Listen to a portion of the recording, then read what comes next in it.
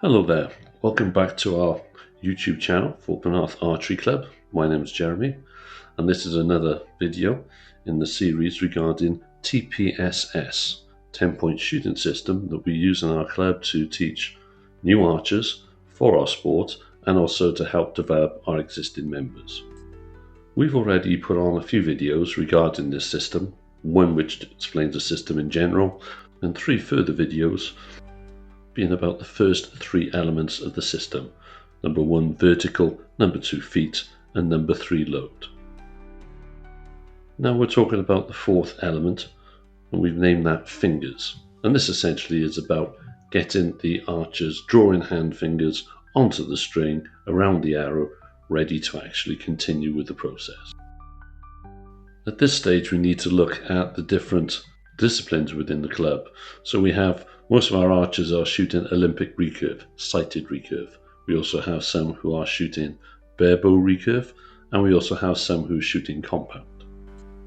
Each discipline will be placing their fingers onto the strings in different ways and using slightly different equipment. So we'll run through that as we go along. We'll start though by discussing the tabs that we use, the finger tabs, and especially in this case in regard to Olympic recurve.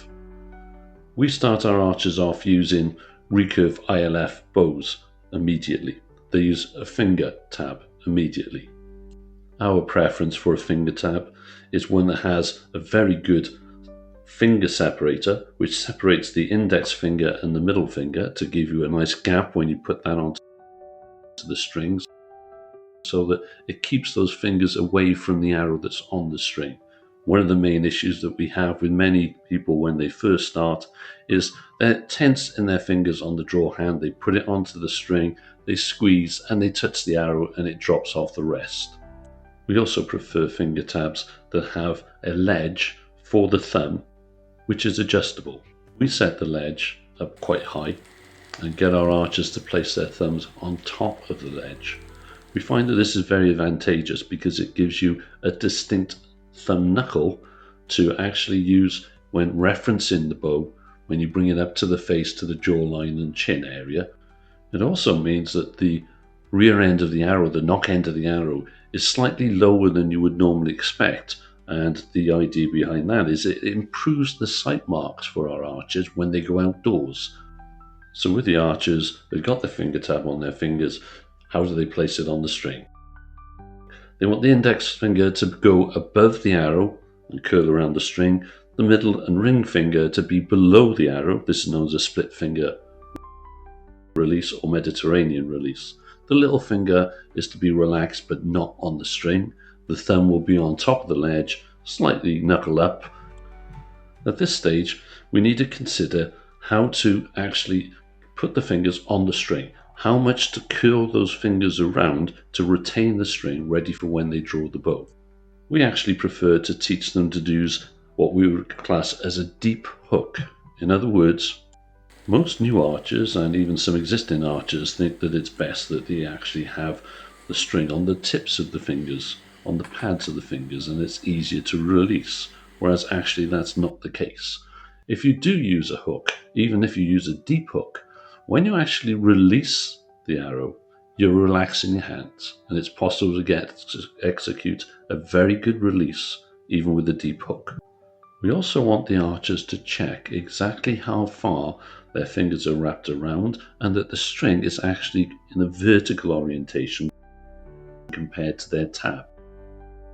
Unfortunately, many of them actually twist their hands and fingers on the actual string so that the third finger is actually only just on the string, and this can lead to issues with the quality of the release at a later stage.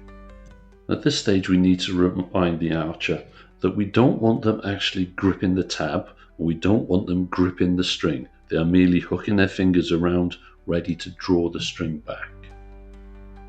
Now if we consider the barebow archers, they are usually shooting with a barebow tab. They have 3 fingers together. Their index, middle and ring finger are together and they will be placed under the arrow. If they have started to use string walking as a sighting method for their barebow shooting, on that basis they will be putting their fingers under the arrow but we'll be sliding the tab down a deliberate amount so that they can set their what is known as crawl for their sight mark for that distance before they start to shoot. When we talk about compound, it's quite different. Depending on the style of the release aid that the archer is using, they will usually have a D-loop attached to the bowstring, and they will be hooking their release through the D-loop and safetying it. When we talk of safetying the release aid, it means that we ensure that our fingers are behind any trigger that's actually on the release aid, so it cannot be accidentally triggered when we're actually drawing the bow up or settling into our reference position. Going back to the first element of TPSS, where we talk about vertical, this is one of those situations where some archers do actually tip their bow to put their fingers under the string to see what they're doing. So it's a reminder to ensure they're aware of where their actual limb tips are and that they're not interfering with the archers adjacent to them on the line. This pretty much concludes this element of TPSS. Our next video in the series will be called Bowhand. Hopefully you've enjoyed another of our videos. Please hit that like button, and if you haven't already, you may want to subscribe to the channel, and we'll see you in the next video. Thank you very much.